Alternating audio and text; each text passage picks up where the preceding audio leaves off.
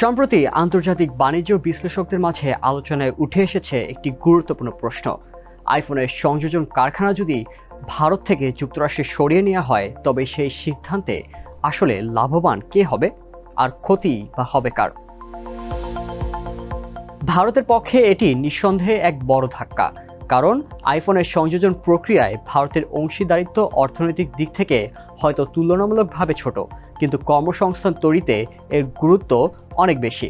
Global trade research initiative বা জিটিআরআই এর প্রতিষ্ঠাতা অজয় শ্রীবাস্তব মনে করেন, সংযোজন কারখানা বন্ধ হলে ভারত শুধুই কিছু চাকরি হারাবে না, বরং যুক্তরাষ্ট্রের সঙ্গেও তাদের বাণিজ্য ভারসাম্য অনেক নেতিবাচক প্রভাব পড়বে।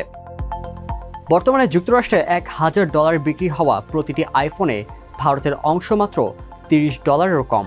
কিন্তু এই অংশ যদি বাদ পড়ে, তবে যুক্তরাষ্ট্রের সঙ্গে ভারতের বাণিজ্য ঘাটতি আরও $700 কোটি বাড়বে বলে আশঙ্কা করা হচ্ছে। এদিকে অ্যাপেলের পণ্য যেন যুক্তরাষ্ট্রে উৎপাদিত হয়, এই দাবি বারবার জানিয়ে আসছেন মার্কিন প্রেসিডেন্ট ডোনাল্ড ট্রাম্প। সম্প্রতি এক সফরে তিনি বলেন, অ্যাপেলের প্রধান নির্বাহী টিম কুককে তিনি পরামর্শ দিয়েছেন যেন চীন কিংবা ভারতের পরিবর্তে অ্যাপেলের পণ্য নিজ দেশেই তৈরি করা হয়। ট্রাম্পের যুক্তি, যুক্তরাষ্ট্র অ্যাপলকে যথেষ্ট সুবিধা দিয়েছে, এখন অ্যাপেলের উচিত সেগুলোর প্রতিদান দেয়া। জিটিআরআই তাদের এক বিশ্লেষণে দেখিয়েছে, একটি আইফোনের উৎপাদন প্রক্রিয়ায় বিভিন্ন দেশ কি পরিমাণ মূল্য আয় করে।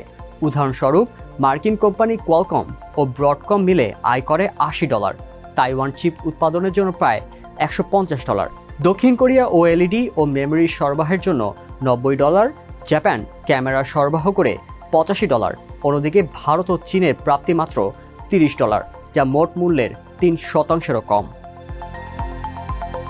ভারতে আইফোন সংযোজনের কাজ করেন প্রায় 60,000 কর্মী, চীনে এই সংখ্যাটি প্রায় 3 লাখ। যদিও এটি উচ্চ প্রযুক্তির কাজ নয়, তবুও এই প্রক্রিয়া বিপুল পরিমাণে কর্মসংস্থান তৈরি করেছে। জিটিআরআই বলছে, এটাই সেই সরবরাহ শৃঙ্খল যা যুক্তরাষ্ট্র ফিরিয়ে আনতে চায়, কারণ এতে কর্মসংস্থান হয়, যদিও প্রযুক্তিগতভাবে তা উন্নত নয়। কিন্তু অ্যাপল যদি এই সংযোজন কাজ যুক্তরাষ্ট্রে স্থানান্তর করে, তাহলে প্রতিষ্ঠানটির ব্যয় ব্যাপকভাবে বেড়ে যাবে।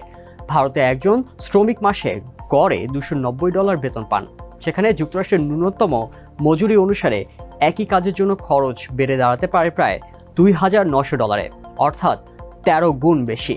ফলে প্রতিটি আইফোনের সংযোজন ব্যয় বেড়ে দাঁড়াবে $30 থেকে এক লাফে $390।